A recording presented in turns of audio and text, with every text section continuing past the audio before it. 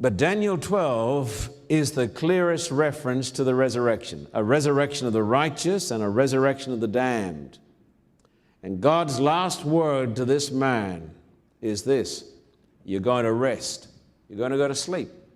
Didn't say you're going to go to heaven. He said you're going to sleep. You're going to rest. And then he said, at the very end of time, you're going to arise for your allotted inheritance.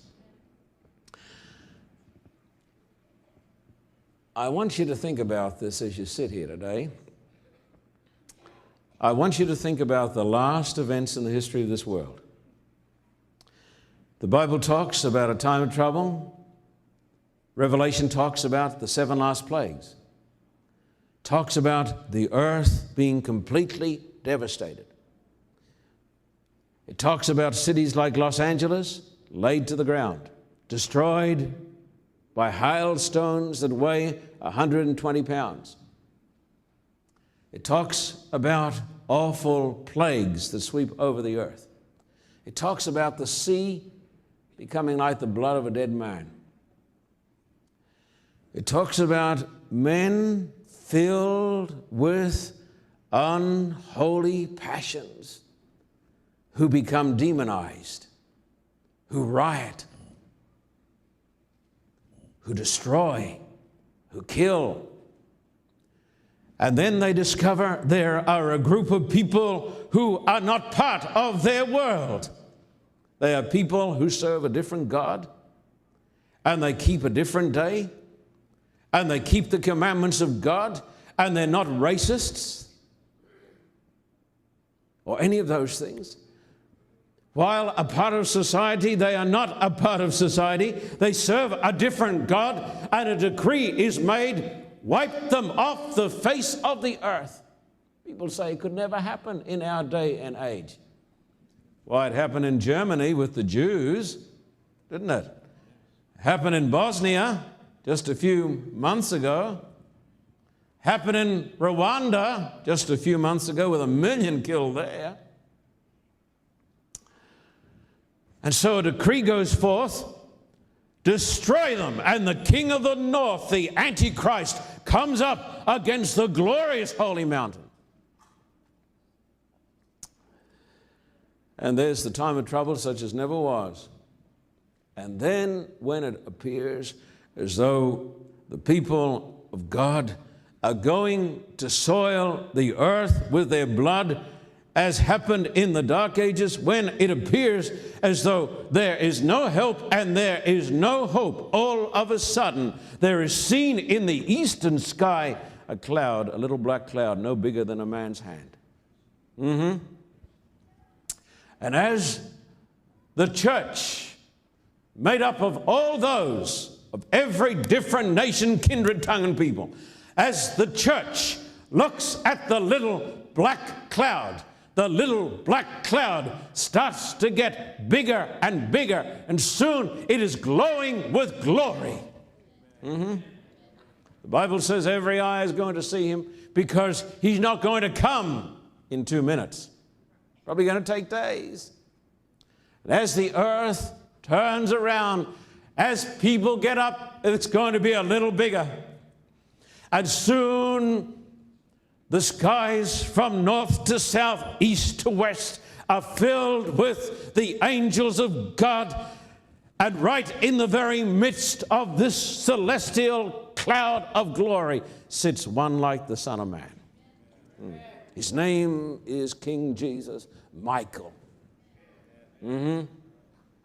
As he comes down the heavens, as he gets closer, he gives a shout, awake, awake, ye who sleep in the dust of the earth, awake. And out in Forest Lawn, people get up.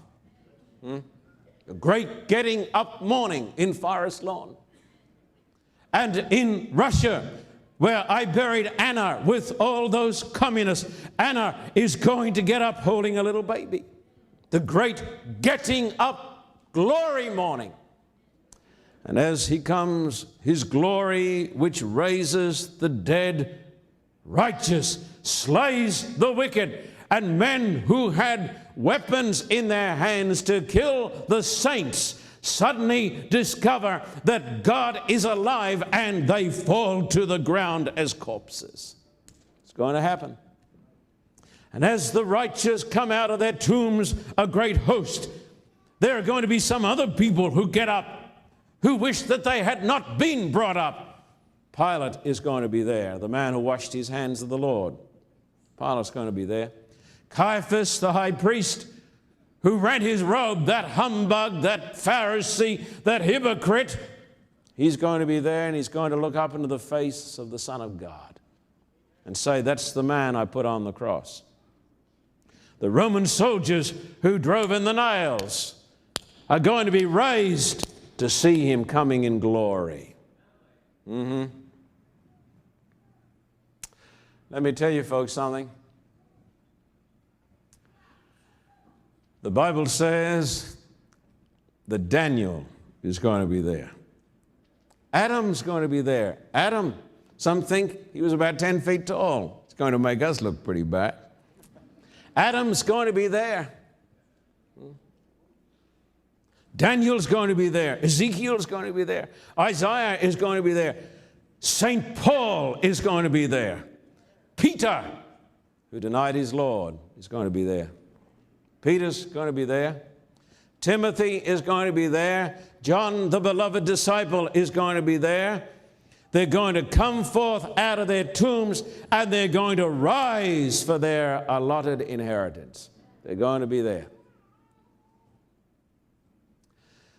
I'll camouflage this, but some years ago, I baptized a man with AIDS. He's going to be there. The man with AIDS is going to be there, but some of the people who look down their noses at him are going to not be there. They're going to be in hell. But the man with AIDS is going to be there because he confessed Christ and confessed his sins and turned from his way of living. He's going to be there. The dying thief is going to be there. He's going to be there. The dying thief who said, Lord, remember me when you come into your kingdom. He's not there now, but he's going to be there. And when Daniel gets up, the dying thief is going to get up too. So the book of Daniel is a book of hard times. It's a book of struggle. It's a book of persecution. It's a wake-up call to Christians. It's a book of solemnity, but it's a book of deliverance. The last word of this book, after it talks about the battles and the fights with the Antichrist, the last word is Jesus, Michael coming, and God's people getting up out of their graves and going home to glory. Amen. Are you going to be there? Can be there. Would you like to know how to get there? Do what the dying thief did. Call on Christ. Do what the man with AIDS did. Call on Christ. People say, but I've got my name on a big church roll here. Well, maybe the devil has too. This doesn't help a lot, you know, folks. Getting somebody to write your name on a church roll, I know that really disturbs some people to think it's not that important. The roll that really counts is the roll up in glory. Amen. And when it says, they shall be delivered, every one that shall be found written in the book, it doesn't say every person whose name is written on the church roll down in such and such a street in Los Angeles. The roll to get your name on is the roll in glory. Amen. If you want your name there today, think very carefully about what I've said today. Don't think this is just a story. Don't think it's just something to entertain you. My job is to get you to heaven. Ask God today to write your name in His book.